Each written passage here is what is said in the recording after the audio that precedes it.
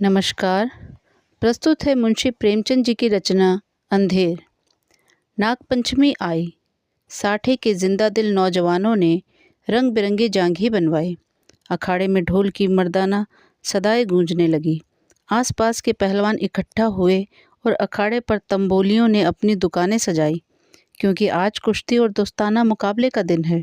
औरतों ने गोबर से अपने आंगन लीपे और गाती बजाती कटोरों में दूध चावल लिए नाग पूजने चली। साठे और पाठे दो लगे हुए मौजे थे, दोनों गंगा के किनारे। खेती में ज़्यादा मशक्कत नहीं करनी पड़ती थी, इसलिए आपस में फौजदारियाँ खूब होती थी। आदिकाल से उनके बीच होड़ चलती आती है। साठे वालों को यह घमंड था कि उन्होंने पाठे वालों को कभी सिर न उठाने दिया। इसी तरह पाठे वाले अपने प्रतिद्वंदियों को नीचा दिखलाना ही जिंदगी का सबसे बड़ा काम समझते थे। इनका इतिहास विजयों की कहानियों से भरा हुआ था। पाठे के चरवाहे ये गीत गाते हुए चलते थे। साठे वाले कायर, सगरे पाठे वाले हैं सरदार।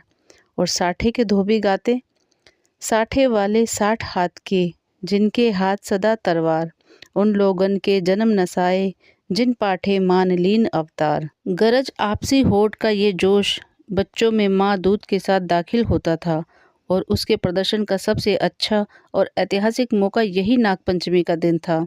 इस दिन के लिए साल भर तैयारियां होती थी। आज उनमें मार्के की कुश्ती होने वाली थी। साठे को गोपाल पर नाज था, पाठे को बलदेव का गर्रा। दोनों सूरमा अपने अपने फरीक की दुआएं और आरजुएं लिए हुए अखाड़े में उतरे। तमाशाइयों पर चुंबक का सा असर हुआ। मौजे के चौकीदारों ने लठ और डंडों का ये जमघट देखा, और मर्दों के अंगारे की तरह लाल आंखें तो पिछले अनुभव के आधार पर बेपता हो गए। इधर अखाड़े में दाव पेश होते रहे। बलदेव उलझता था, गोपाल पैंतरे बदलता था। उसे अपने ताकत का जोम था, इसे अपने कर्तव्य का भरोसा। कुछ देर तक अखाड़े से ताल ठोकने की आवाज़ें आती रही। अब यकायक बहुत से आदमी खुशी के नारे मार मार उछलने लगे। कपड़े और बर्तन और पैसे और बताशे लुटाए जाने लगे। किसी ने अपना पुराना साफा फेंका, किसी ने अपनी बोसीदा टोपी हवा में उड़ा दी।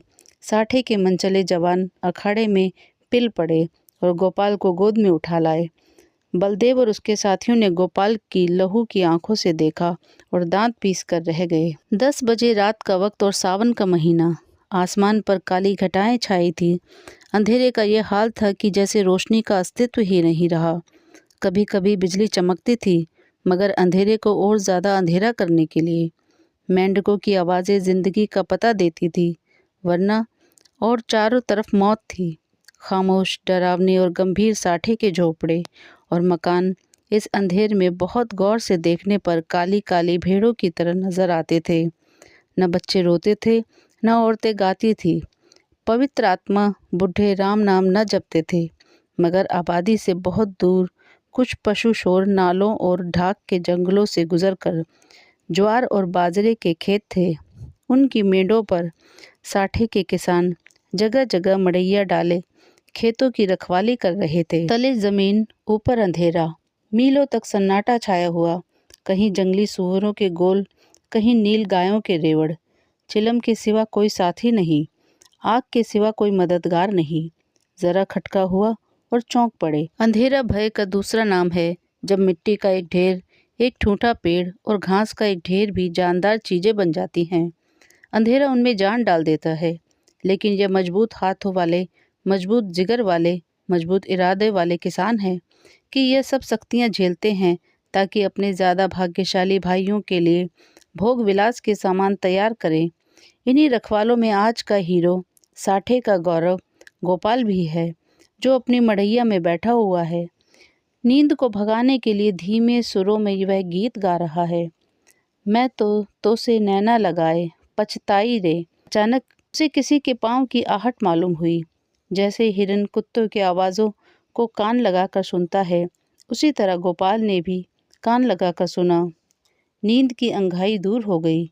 लठ कंधे पर रखा और मड़ैया से बाहर निकल आया। चारों तरफ कालीमा छाई हुई थी और हल्की हल्की बूंदें पड़ रही थी। वह बाहर निकला ही था कि उसके सर पर लाठी का भरपूर हाथ पड़ा।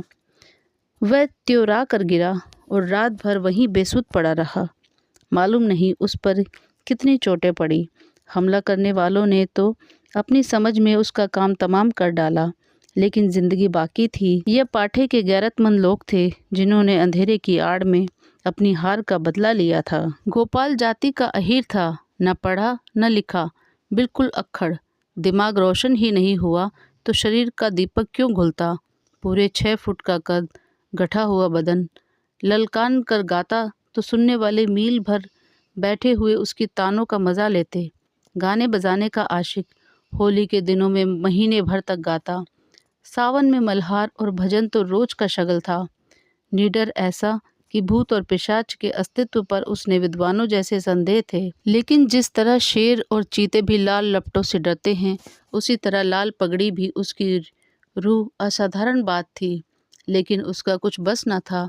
सिपाही की वह डरावनी तस्वीर जो बचपन में उसके दिल पर खींची गई थी, पत्थर की लकीर बन गई थी। शरारतें गई, बचपन गया, मिठाई की भूख गई, लेकिन सिपाही की तस्वीर अभी तक कायम थी।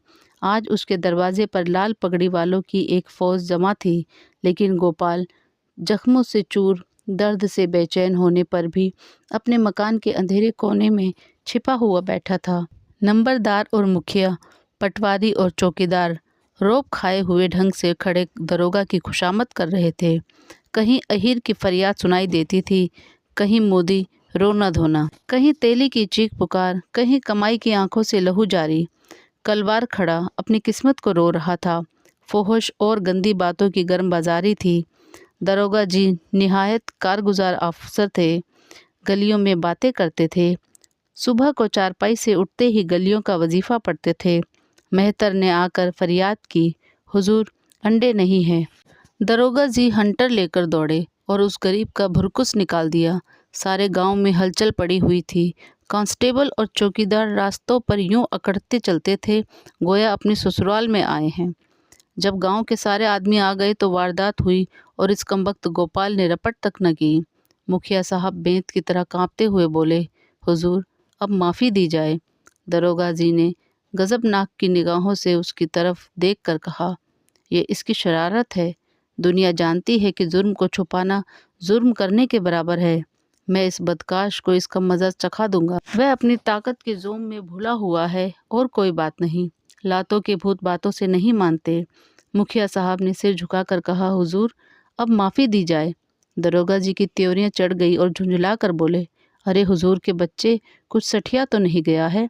अगर इसी तरह माफ़ी देनी होती तो मुझे क्या कुत्ते ने काटा था कि यहाँ तक दौड़ा आता? न कोई मामला न मामले की बात, बस माफ़ी की रट लगा रखी है। मुझे ज़्यादा फुर्सत नहीं है, नमाज पढ़ता हूँ। तब तक तुम अपना सलाह मशविरा कर लो और मुझे हंसी खुशी रुखसत करो, वरना गौस खां को जानते हो, उसका मारा पानी भी नहीं मांगता। दरोगा तकवे और तहारत के बड़े पाबंद थे। 5 वक्त की नमाज पढ़ते और 30 रोज़े रखते। ईदों में धूमधाम से कुर्बानियाँ होती। इससे अच्छा आचरण किसी आदमी में और क्या हो सकता है। मुखिया साहब दबे पांव गुपचुप ढंग से गौरा के पास आ बोले, यह दरोगा बड़ा काफिर है। 50 से नीचे तो बात ही नहीं करता। अव्वल दर्जे का थानेदार है। मैंने बहुत कहा, हुजूर गरीब आदमी है, घर में कुछ सुविधा नहीं, मगर वह एक नहीं सुनता। गौरा ने घूंघट में मुंह छिपा कर कहा, दादा उनकी जान बच जाए, किसी तरह कोई आँच न आने पाए। रुपए पैसे की कौन बात है, इसी दिन के लिए तो कमाया है। गोपाल खाट पर पड़ा सब बातें सुन रहा था। अब उससे न रहा गया। लकड़ी गांठ ही पर टूटती है। जो गुनाह किया नहीं गया वह दबता है, मगर कुचला नहीं जा सकता। वह जोश से उठ बैठा और बोला, 50 रुपए की कौन कहे, मैं 50 कौड़ियाँ भी न दूंगा। कोई गदर है? मैंने कसूर क्या किया है? मुखिया का चेहरा फक हो गया। बड़प्पन के स्वर में बोले, धीरे बोलो, कहीं सुन ले तो गजब हो जाए। लेकिन गोपाल बिफरा हुआ था। अकड़ कर बोला, मैं 1 कौड़ी भी न दूंगा। देखे कौन मेरी फांसी लगा देता है। गौरा ने बहलाने के स्वर में कहा, अच्छा जब मैं तुमसे रुपए मांगूं तो मत देना। यह कहकर गौरा ने, जो इस वक्त लौंडी की बजाय रानी बनी हुई थी, छप्पर के एक कोने में से रुपयों की एक पोटली निकाली और मुखिया के हाथ में रख दी। गोपाल दांत पीस कर उठा, लेकिन मुखिया साहब फौरन से पहले सरक गए।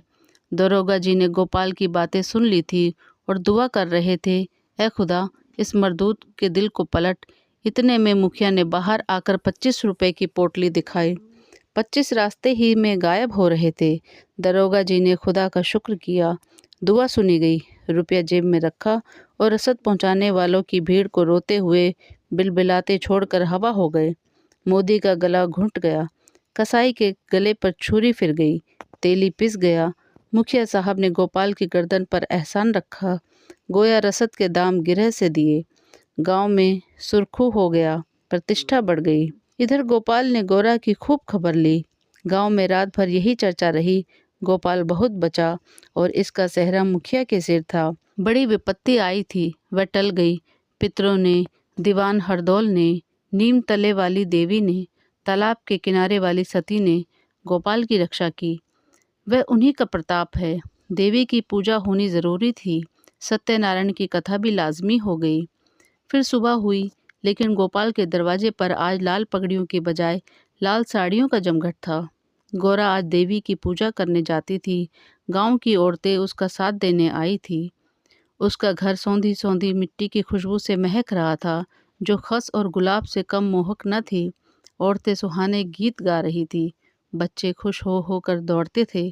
देवी के चबूतरे पर उसने मिट्टी का हाथ चढ़ाया, सती की मांग में सिंदूर डाला, दीवान साहब को बताशे और हलवा खिलाया। हनुमान जी को लड्डू से ज़्यादा प्रेम है, उन्हें लड्डू चढ़ाए गए। तब गाती बजाती घर को आई और सत्यनारायण की कथा की तैयारियां होने लगी। मालिन फूल के हार, केले की शाखें और बंधनवारे लाई। कुम्हार नए नए दिए और हांडियां दे गया। बारी हरे ढाक के पत्तल और दोने रख गया। कहार ने आकर मटकों में पानी भरा। बड़ई ने आकर गोपाल और गोरा के लिए 2 नई नई पीढ़ियाँ बनाई। नाइन ने आंगन लीपा और चौक बनाई। दरवाजे पर बंधनवारे बंध गई। आंगन में केले की शाखें गड़ गई। पंडित जी के लिए सिंहासन सज गया।